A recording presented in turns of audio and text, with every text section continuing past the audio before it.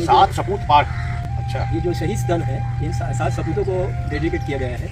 मेरे दादाजी जो डॉक्टर सुरेंद्रनाथ नाग, वो अंडमान के पहले डॉक्टर थे और उनको जापानीज़ लोगों ने जो है शॉर्ट डेथ कर दिया था। मार्च 1943 को जापानी स्क्वाड वगैरह नाना जी को पहले शहीद जो है मेरे नाना जी को किया गया था। हमारे लिए बहुत सौभाग्य की बात है आज कि ऐसे महान क्रांतिकारियों के विषय में जानकारी मिल रही है, उनसे परिवार से मुलाकात हो रही है। अंडमान निकोबार का पोर्ट ब्लेयर वह द्वीप है जहां काले पानी के नाम से मशहूर जेल है, जिसमें अंग्रेजों के द्वारा क्रांतिकारी और बलिदानियों को रखा जाता था। यह वह सौभाग्यशाली भूमि भी है जिसे भारत में सबसे पहले आज़ाद होने का गौरव मिला। 30 दिसंबर 1945 को हमारा अंडमान आज़ाद हो गया था, लेकिन उससे पहले ब्रिटिश शासन के पतन के बाद अंडमान और निकोबार द्वीपों पर सन 1942 से 1945 तक जापानियों का शासन रहा था, जिसने द्वीपवासियों के मन में आने वाली स्वाधीनता के लिए एक आशा की किरण जगाई, जिसके कारण भारतीय स्वतंत्रता संघ उभरकर सामने आया। इस संघ के सभी कार्यपालक प्रांतीय सरकार के अधिकारी थे तथा सक्रिय रूप से भारतीय स्वतंत्रता संघ में शामिल थे। इसके अतिरिक्त भारतीय राष्ट्रीय दल का गठन करने में इनकी अहम भूमिका थी।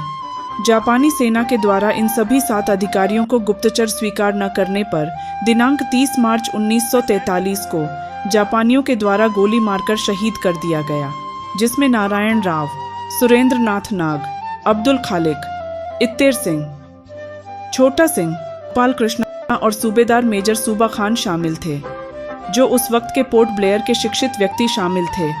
स्वतंत्रता सेनानियों, क्रांतिकारी शहीदों पर कार्य करने वाले शहीद सम्मान दिल्ली के संयोजक डॉक्टर हरपाल सिंह जटराणा गुमनाम शहीदों को खोजते खोजते पोर्ट ब्लेयर यानी अंडमान निकोबार पहुंच गए, जहां स्वतंत्रता दिवस पर आरपी यादव ने उनकी मुलाकात इन 7 शहीदों में से 2 परिवारों से करवाई।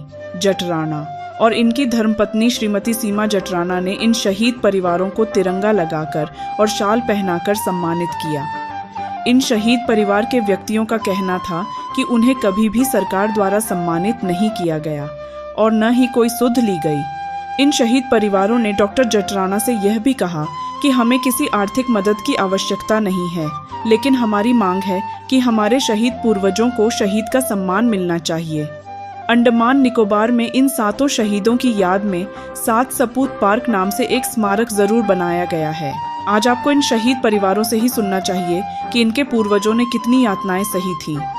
जो शहीद स्थल है इन 7 सपूतों को डेडिकेट किया गया है। जो आप देख रहे हैं इन सबको 30 मार्च 1943 में यहाँ पे लाके शहीद किया गया था जापानी फायरिंग स्क्वाड द्वारा।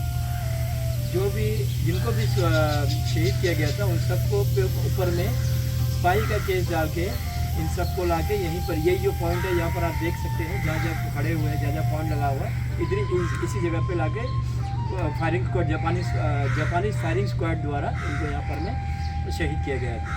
तो और क्या बताएं आपको, इस जो बहुत उत्पीड़ना और जो बहुत तकलीफ झेल के बहुत जापानीज़ का बहुत सारा तकलीफ झेल के हमारा घर वाले लोग, फैमिली मेम्बर्स लोग और जो शहीद है उनको बहुत उत्पीड़ना का शिकार होना पड़ा था। तो मैं यही कहूँगा कि आज हम लोगों को प्राउड फील हो रहा है कि हमारे फैमिली को शहीद का दर्जा मिला है और हम लोग को इस साल में आने का हमेशा जो है 30 मार्च को 1943 में मौका मिलता है और हम लोग इसके लिए हम आप सबका शुक्रिया। मैं भी अपने आप को भाग्यशाली मानता हूँ, समझता हूँ। विशेष तौर से जो ये अवसर प्राप्त हुआ यादव जी की बदौलत हुआ और सब परिवार का माता जी का आशीर्वाद मिला। मेरे दादाजी जो डॉक्टर सुरेंद्रनाथ नाग, वो अंडमान के पहले डॉक्टर थे और उनको जापानीज़ लोगों ने जो है शॉर्ट डेथ कर दिया था 1943 में। 1 साल के अंदर मुझे मिली और तो बाद दिल की प्रोफेसी सही आ गया। 30 मार्च 43 को मारे गए और 30 जनवरी 1944 को फादर को मार दिया गया। ये आपको बता दें। आज हम हैं शहीद नारायण राव जी के घर पर, जो कि पोर्ट ब्लेयर में है। उनका एक क्रांतिकारी इतिहास रहा है। नेताजी के उनकी जो फोटो है वो नेताजी के साथ भी है। ये नेताजी के साथ फोटो है और ये उनके विषय में बहुत सी जानकारी यहाँ लिखी हुई है। ये किताबें भी उनके विषय में हैं। यहाँ पर भी ये किताब है एक जो उनके विषय में यहाँ पे दिया गया है। ये बहुत ही सौभाग्य की बात है हमारी कि हम आज यहाँ पर आ पाए यादव जी की वजह से।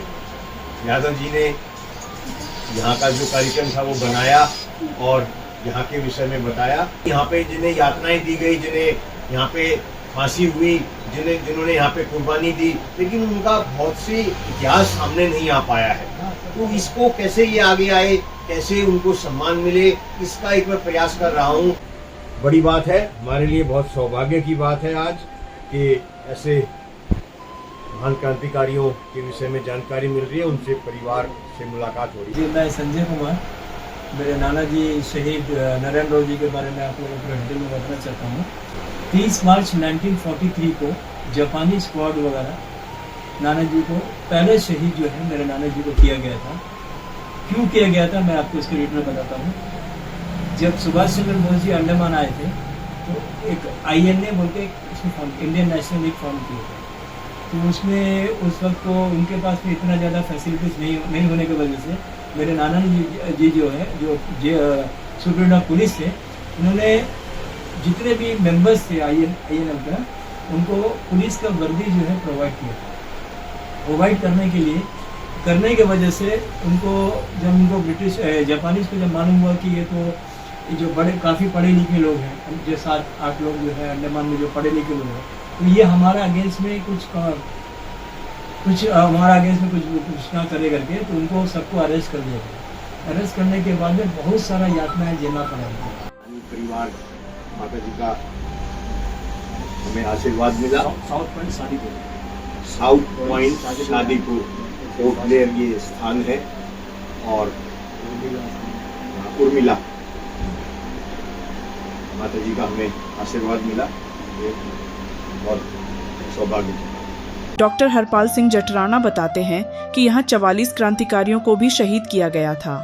वह इन 44 शहीदों में एक परिवार से भी मिले और उनको भी तिरंगा लगाकर और शाल पहनाकर सम्मानित किया।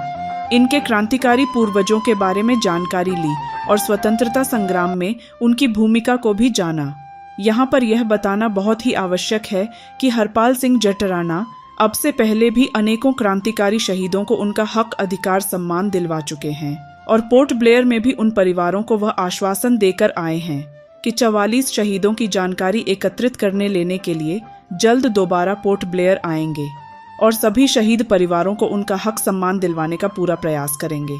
इसके लिए उन्होंने भारत सरकार से पत्राचार भी आरंभ कर दिया है। एक सच्चे देशभक्त की पहचान इसी ही कहा जा सकता है। इस यात्रा में जटराना के विशेष सहयोगी रहे पोर्ट ब्लेयर निवासी सामाजिक कार्यकर्ता RP यादव रहे, जो स्वयं भी स्वतंत्रता सेनानियों का सम्मान करते रहे हैं, जिन्होंने इन परिवार से उनके घर ले जाकर मुलाकात करवाई और भविष्य में भी सभी प्रकार की जानकारी और सहयोग देने का आश्वासन भी दिया। प्राइम टाइम हिंदी से अर्जुन सिंह की रिपोर्ट,